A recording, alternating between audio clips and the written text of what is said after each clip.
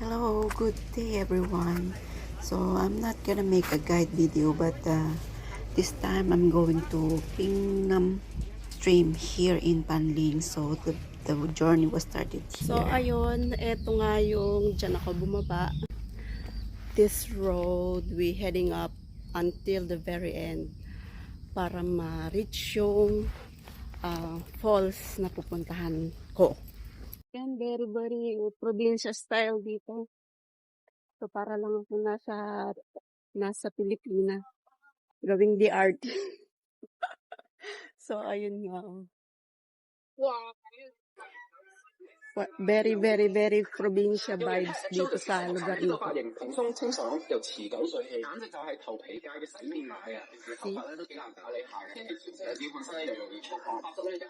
So napakalapit mo sa nature dito sa lugar na to.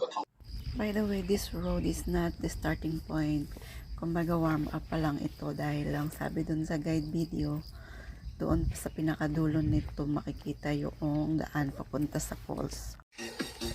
So ayun, sabi dun sa napanood kong video recently, we're heading this road until the very end para ma-reach yung falls na pupuntahan ko. So the trekking was started there. So we will see. I think we're gonna get closer kasi yung may gate na kung nakikita. So ayun nga, ito yung way na nakita natin. So from there, ito yung pinaka-end ng road. Ayan, galing ko doon ba? Dito! Diyan ako galing. So ito yung very end, yung may gate na dito. And here, yung daan sa akyat. So the trekking was started here. So let's go. I'm a Filipino, of course. Kaya kahit may danger zone, papasukin natin yan.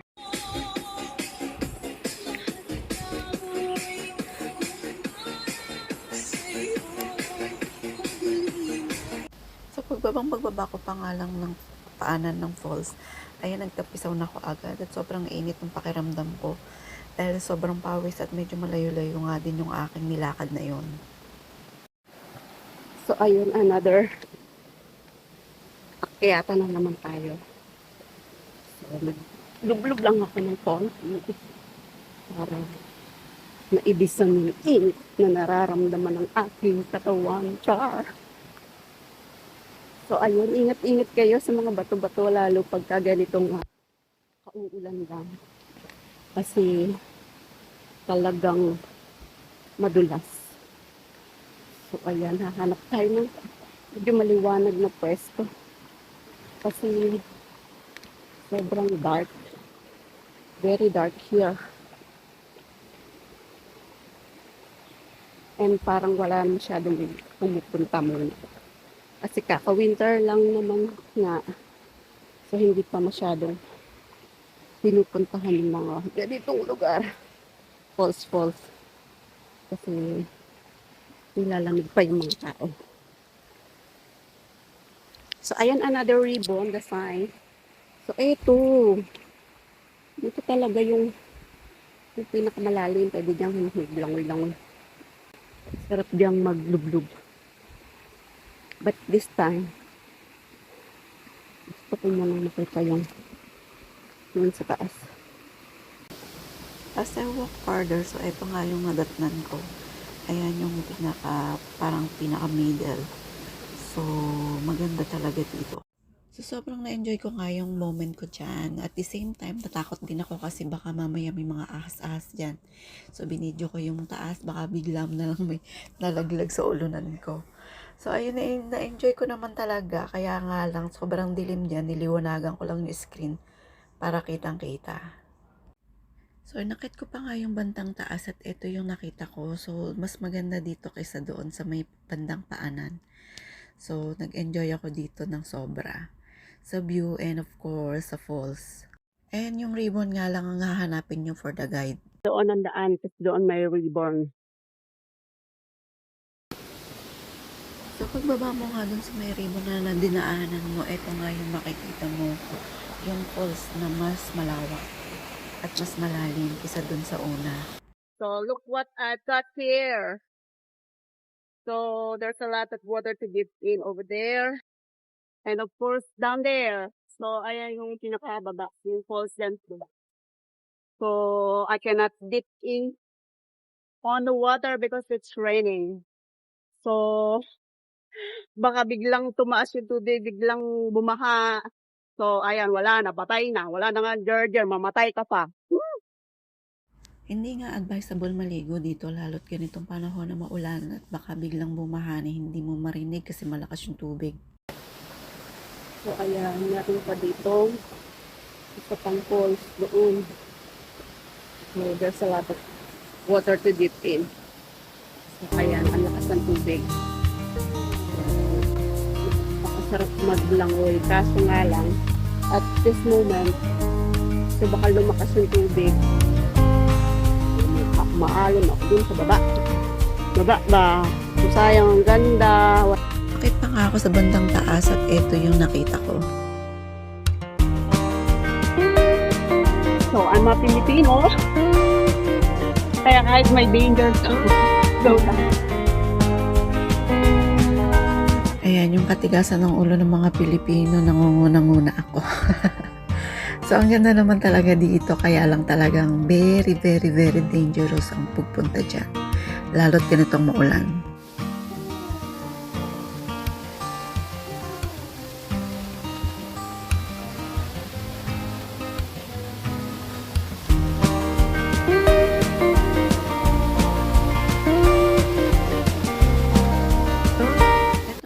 Pinaka main falls yung Pingnam Stream na tinatawag. So, dyan din ako nagtagal kasi dyan ako nag-photoshoot at kung ano-ano pa. Katapos ng photoshoot, ayan. Photoshoot for more.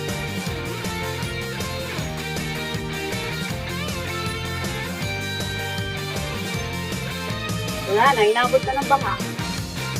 Madalmot ka ba? So yun lang, laburs. So yung mga pupunta dito, paalala lang po, huwag kayong pupunta ng mga ganitong panahon na naulan kasi very dangerous. So matigas lang talaga yung ulo ko kaya naglakas loob ako magpunta dito at mag-isa ako internet. So ayun nga, hindi ako masyadong makapag-ligo. Bala ko talaga maligo kasi mainit. Kaya lang umulan. So hindi ako maliligo, baka biglang bumaha. Sayang, ganda. Star. At this moment, nakalabas na ako sa kagubatan from the falls. So, dyan ako lumabas sa may puno na yan. Medyo malayo-layo nga din yung lakarin at akyatin palabas dyan sa kalsada na yan. And ito nga pala yung Namchong Country Park Trail. So, dyan ang labasan. So, we're heading the starting point of Namchong Country Trail. So, itong daan na to is yung Namchong Country Trail. So, ito ay pabalik na. So, pabalik na ako. Galing ako ng ilog. So, ayun. Nagpagod lang. Pero ang ganda ng ilog. So, babalikan ko ito pag wala ng bagyo. Pag wala ng ulan. Hindi kasi ako makaligo. Hindi ako makapagbabad ng ayos kasi umuulan, baka biglang tumaas yung tubig.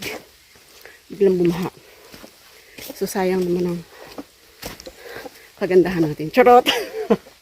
Ayaba. So, yun. Pabalik na ako. So, yung mga pupunta dito. Ayan. See? Kumukulog siya. So, wag kayong maglalakas loob na pumunta dito sa Panling, dito sa Namping Stream. Hindi to advisable na puntahan pag gagantong ulan. Kasi madulas. So, tiningnan ko lang kasi sobrang init. Akala ko gino-joke lang ako. Kasi that time before na nag-hike ako mag-isa, sabi uulan din naman. So, this time, hindi na siya joke. So, totoo na siya. So, ayun. Matigas ang ulo ko. Sabi kasi dun sa weather, uulan. Kaya lang hindi ako naniwala kasi nga, last time na nag-hike ako, wala namang ulan. Pero sabi, may ulan pa. So, hindi ako naniwala. So, this time is not a joke.